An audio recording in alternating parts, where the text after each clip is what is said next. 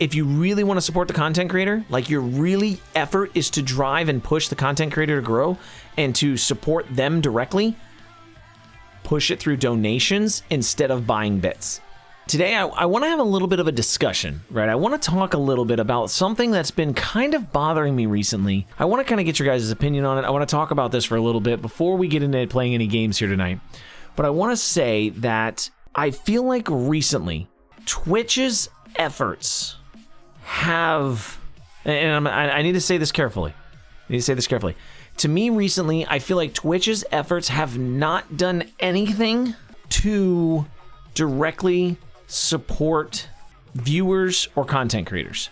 Everything Twitch has done, and part of this might have to do, possibly with COVID or whatever's going on in this year and whatever's happening right now, but like in just from what I've been seeing, every effort or everything that I've seen this year from Twitch has either been, we don't want anything to do with that, or if they have implemented anything, it's just been another way for them to generate revenue.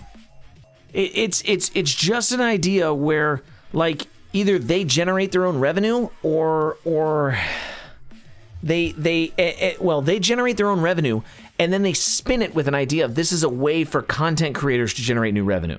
But they're taking the cut, right? They haven't come up with, to me, they haven't come out with a single product this year that's benefited anybody without an ulterior motive to benefit themselves. Right, and I get it that it's a business. I get it that it's a business, but there's a sense of like, there's a serious sense of you're not doing anything for that extra earnings. Like, you're not providing us anything extra.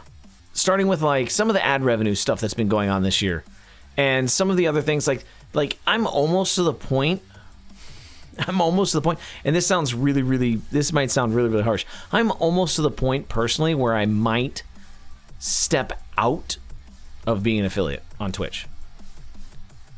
Because thinking of it from like a whole growth perspective, right? I've been doing a lot of research and I've been watching a lot of content. I've been reading a lot of information from others.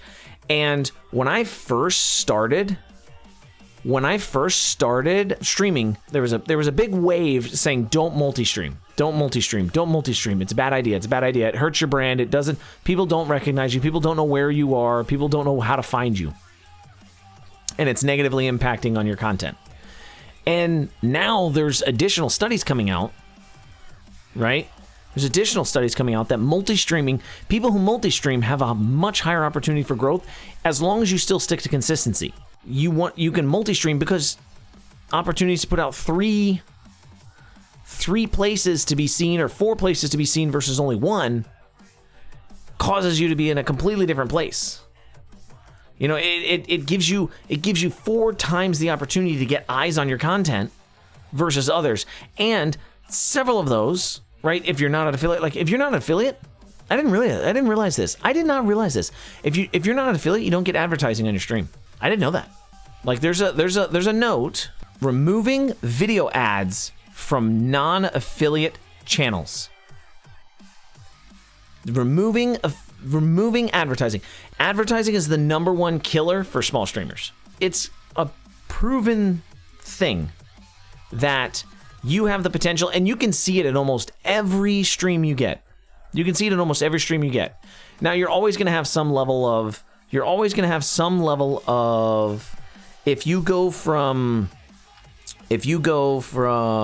have 10 chatters, you might have 25 unique viewers, right? You're always going to have people who are going to come in and lurk. That's always going to happen. But if you count the number of people who come in and don't even make it through the ad, it's supposedly some astronomical number. Twitch is pushing ads more and more. They're pushing ads more and more, and it's getting harder, and you're losing, every time you stream, you're losing viewers to it, which sucks, right? Every time you get an advertisement, we'll say you get 3 brand new viewers to your channel. No recommendations, no anything. They were just scrolling through and they found your channel. They clicked go. I would bet that 2 out of 3 of those people are going to leave when they get the pre-roll ad. 2 out of 3. 2 out of 3 people are going to leave on a pre-roll ad. I can almost guarantee it. I mean, I would even venture to say that's only 66%. I would venture to say that 8 out of 10 are going to leave. It's just known. It's known. It's something that, like when I go live, I actually, the reason I do my starting soon screen is because I actually push a 2-minute advertisement simply for the purpose of setting up the ability to disable pre-rolls for a little bit of time. On a 2-minute advertisement, I only get 30 minutes. Is it 30 minutes of no ads? So I suffer, I take the hit, and I say, give me 2 minutes at the very, very start of my stream, because most of the time when I'm first going live, it's subscribers, it's people who know me, it's other things like that, right? Like, it's people who have been to my channel before when I'm first going live. So I hit go, let that run, and then deal with, try to get the next 30 minutes of free, not free, but the next 30 minutes to where I can have no advertisements. So any new people coming in and I'm just starting out, they have the ability to do that. And I'm totally in agreement. Like, I would be much more appreciative of mid-roll ads than pre-roll. I think as much as people were really, really starting to get irritated about pre-roll or mid-roll ads, and like, oh, I could miss the epic moment from his fight or something like that. Like, there was a huge thing. There's a huge thing about mid-roll ads that people were getting all torn up and all bent out of shape about. But I was like, you know what? Majority of the people that are watching your content and are dedicated to actually seeing what you're doing, majority of them are probably going to be subscribed to your channel. Don't worry about it. The subscribers don't get the advertisement anyways, so it doesn't matter. For those ads, do you collect any revenue from that? Affiliates do collect revenue from ads. But I'll be 100% honest with you. I'll even pull it up on, I'm not going to pull it up on stream, but I'll even go this year alone. So all the advertisements I've run this year have netted $4 in advertising revenue. An entire year's worth of streaming, and I got $4 in advertising revenue. Yeah, 11 months.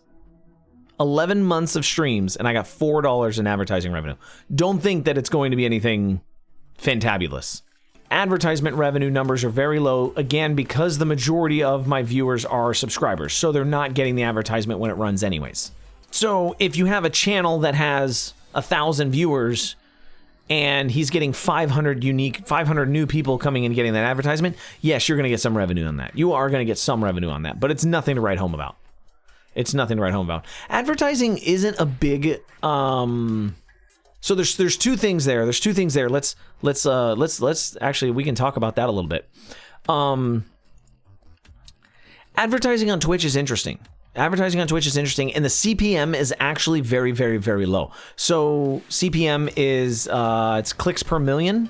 It's basically like the number of times the advertisement is viewed, right?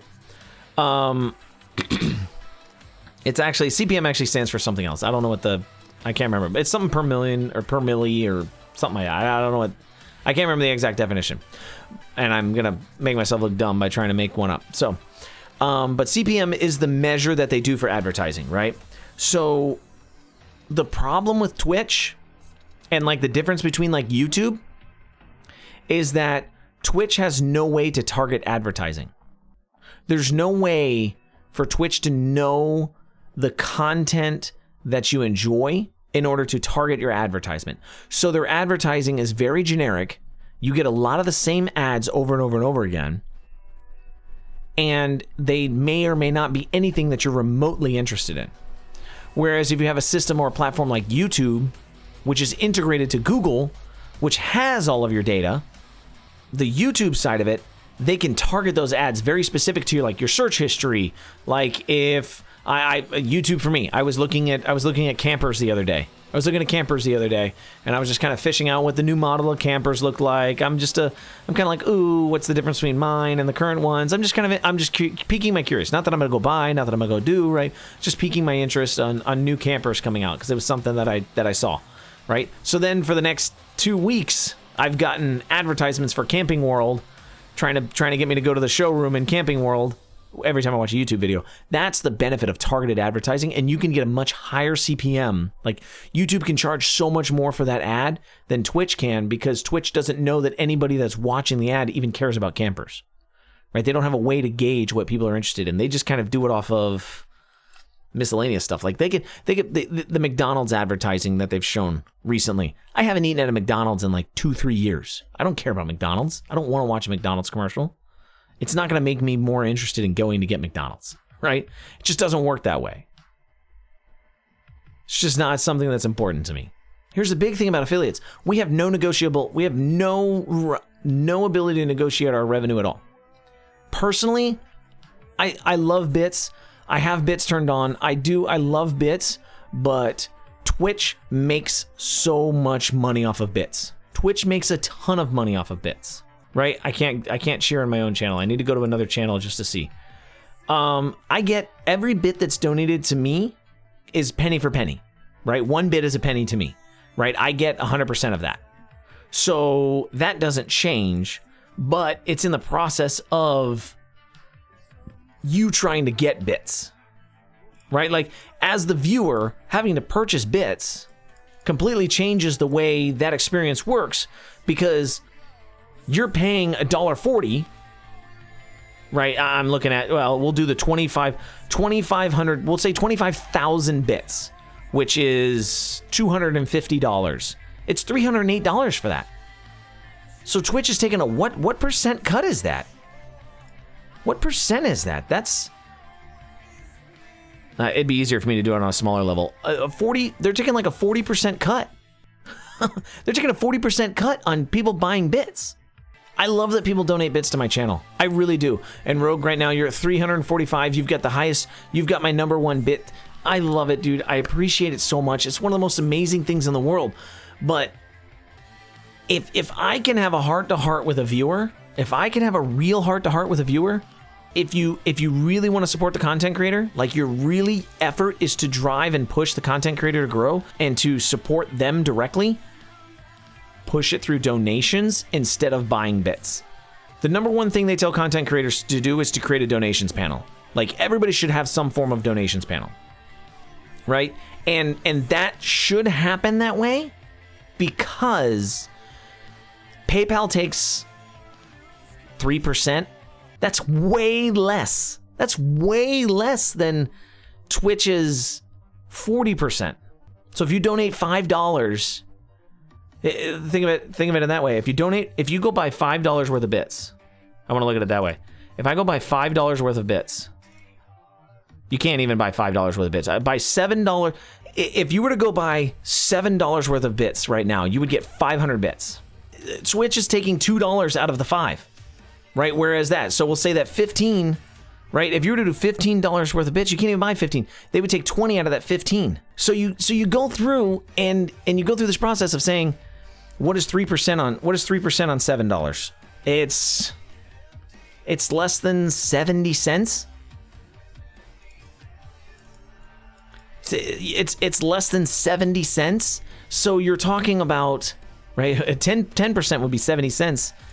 Like, it's so minimal compared to what Twitch eats, and then at the same time you're not funding Twitch, right? And not that you shouldn't be supporting Twitch. Obviously, Twitch is providing us a platform. I think subscriptions are great, blah, blah, blah, all that other kind of stuff, right? I understand Twitch needs to make some money in order to do things, but I think that I really, really think Twitch is rolling over on some of their content creators, regardless of how good they are, and it's kind of starting to show. I found out recently, Facebook has is it a 70-30? Yeah. So Facebook right now is doing 30% take, right, on stars, right? So that's still less than the 40 that Twitch is doing on bits, but Facebook doesn't have a subscription service. So then you've got Facebook is doing basically a 30% cut, whereas Twitch is 50-50. So YouTube and Facebook both have better revenue scale or revenue options, as long as you can get that revenue to come in. Facebook and YouTube both have better revenue options, and you don't have exclusivity. This is not protected information or anything like that. It's not a secret. For every subscription that I get $2.50. Right? So it's $4.99 for a subscription, I believe, or something like that. Then you got to pay tax. Isn't that how that works right now? So at the same time, yeah, $4.99 plus tax, $5.66. And if you use Google Pay, it's $5.99 plus tax. So Google charges $1 up on it, which people were freaking out about. So $5.66. If you were to take that $5.66 out of that $5.66, the creator gets $2.50. But if you take that $5.66, drop it in a PayPal account to the donation, the creator then gets like $5.20. Right? It ends up panning out to where the creator has an opportunity to do more with their content because you're supporting that creator directly. It's something that, I've really been trying to find a way to drive that mentality more. I love the idea of bits. I love the idea of hype trains. I love the idea of those things. It's just, again, like I was saying at the very, very, very beginning, Like I was saying at the very beginning, I think that Twitch started those features in order to drive more revenue for themselves. Sure, the creators are getting some of it, right? But they're using that to drive the revenue for themselves. So it's going to be one of those things that I'm getting a little passionate about it, and I'm borderline from turning off bits on my channel. I think me and Hopper were talking about this off stream one time, sometime recently. Until we come to a point as content creators in general, right? As a union, until content creators can unionize, and this is a weird thing because I'm not a big union fan when unions are used to rake the coals of a private business. I'm really not. But I do believe there are some times where unions are good in helping individuals come to a level playing field, right? And getting fair value for things. If I were to start over streaming today, knowing what I know, if I were to start over streaming today, I would never sign the affiliate agreement. I would do a few things differently. I would continue with my YouTube content, right? Like I am, but I would have a second YouTube channel that was totally dedicated to gaming. And then I would multi-stream YouTube, Twitch, Facebook. I would multi-stream to basically any platform I could connect to. I would be multi-streaming all the time. And I would never sign that affiliate agreement. And then if I grew enough that Twitch wanted to throw a partner at me, if I threw enough together that Twitch eventually wanted to throw a partner at me because they wanted me to go exclusive that bad, it allows you to have better leverage in order to get Twitch to make you sign a deal because you were never exclusive with them to begin with. Right now as an affiliate, technically I'm exclusive. Whether or not Twitch holds me to that, I don't think they do, right? They're not going to. Again, there's 400,000 affiliates or some ridiculous number, right? They're not holding people accountable to that. I don't intentionally multi-stream because I don't want to right now, because I don't want to ever get in the position where somebody comes after me for it, right? But if I were to start over again today, I would multi-stream and I would funnel everything to my YouTube channel. Everything would get funneled to my YouTube channel, and then I would do it, and then I would go straight for partner for the first organization that offered me a contract that I felt was amenable to the value of my brand. Because as long as you're not exclusive, you have the opportunity to negotiate whatever you want. Once you're already loaded in as exclusive, you only have the ability to negotiate. I mean, you can negotiate with other companies, sure, but they know that they know they've already got you locked in. There is a way to end an affiliate contract.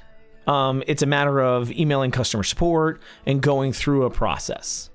Will I end up there one day? Honestly, it might come in the near future.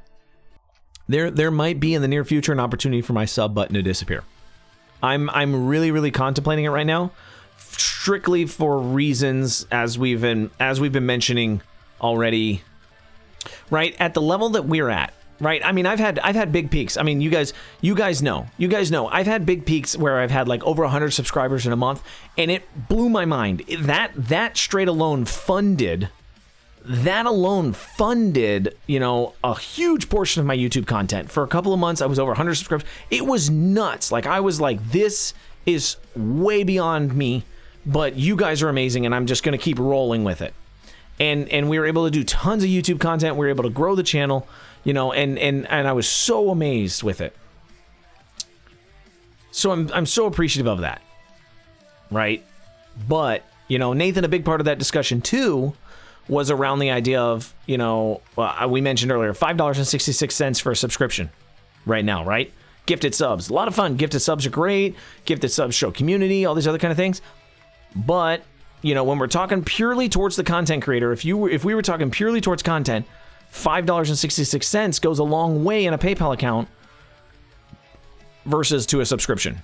I think culturally, we've come to the decision that a sub means something, right? That a subscription means something. It means value. It means community. I would much rather have somebody hang out on my Discord with me. You know, I would much rather have somebody hang out in a Discord with me and be a part of my community there. It's not even a matter of wanting to go anywhere else. It wasn't a matter of making the decision, do we want to go somewhere else with our content? It's a matter of like, do we always want to stream on Twitch? Do we always want to be here? It was a matter of, if you're not exclusive going into a negotiation, say you have the opportunity to multi-stream, okay? And you go into Facebook gaming, you go into YouTube, and you go into Twitch, and you're streaming on all three because you're not affiliated with any of them, you're not partnered with anybody, you're just going. And you grow all three of those channels semi-proportionally. Like, you're not going to grow, like, obviously they're not all going to be the same, right? But you get over 1,000 subscribers on YouTube. Guess what? You're now monetizing your YouTube content. You're now allowed to take subscriptions on YouTube. You're now allowed to become a partner on YouTube. YouTube has no exclusivity. YouTube has zero exclusivity. You can stream to YouTube and stream anywhere else you want. You continue to multi-stream as a non-affiliate, and then you're growing on Facebook. You're already collecting revenue on YouTube. So you're already collecting revenue on YouTube, right? You're already collecting revenue here. Then you get to partner status on Facebook. You get Facebook partner. Facebook partnership has no exclusivity contract. So you can continue to stream on YouTube and collect revenue. You can continue to stream on Facebook and collect revenue. And you can continue to stream to Twitch and continue to grow your channel there. Obviously, this gets really, really hard to manage, right? If it gets to the point to where you can't control all three of them at the same time and it's too much, then it doesn't work, right? You still need to be able to facilitate and manage and control and work your way around all three sets of chats and all kinds of stuff like that, right? It's an interesting idea because if you can drive, and again, you have to funnel your content to a single source. You have to funnel them, so you're either funneling people to your Discord or you're funneling people to your YouTube, like, canned content, right? Not your live content. You're funneling them to your YouTube canned content. You're funneling people to your Twitter. You're funneling people to an Instagram. You're funneling one place for all of those viewers to go, so that way they can cross-pollinate with each other there, right? Or kind of converse with each other there. And you need to get your communities connected somehow outside of your streaming platforms. But that's just a part of diversifying anyways, right? That's just a standard part of diversifying. So I just think that it's something that, you know, could happen. When I first started, the Bible was multi-streaming is bad, right? And I was, okay, we're not multi-streaming. Everybody said multi-streaming was bad. We're not going to multi-stream. We're not doing this. It's a terrible idea, right? I'm not going near it. I want to stay away from it. I no longer agree with that. I don't. I don't necessarily, I think the problem is by saying I don't agree with that, I think a lot of people will take that idea in the future, right? I think, I've had this churning in my gut about this idea for a while now, about why multi-streaming was so bad. And it was eating me up, and I watched the Devin Nash video about exclusivity, and I was like, that right there is exactly why. But at the level we're talking about right now, I don't think people care. I really don't think people care. As long as their question gets answered, I don't think they care. Right? If I were to stream on Facebook, venture to say 60% of the people, 60 to 70% of the people that would come watch my stream in the beginning would probably be all people that know me personally from Facebook. If I were to use my personal channel or my personal name and connect it to my account, blah, blah, blah, all that kind of stuff, right? It would be all people that know me personally. They're not going to care if I'm talking to somebody else, right? If they're there to watch me play, right? But I would agree that once you reach a certain level, once you reach the ability to get partnered somewhere, and again, it has to be controllable. Once you get the ability to be partnered somewhere and it's controllable, then you need to have the ability to make sure that you are sustaining in one place. You can't have 1,000 viewers and try to do a process like this, right? It doesn't make sense at that point.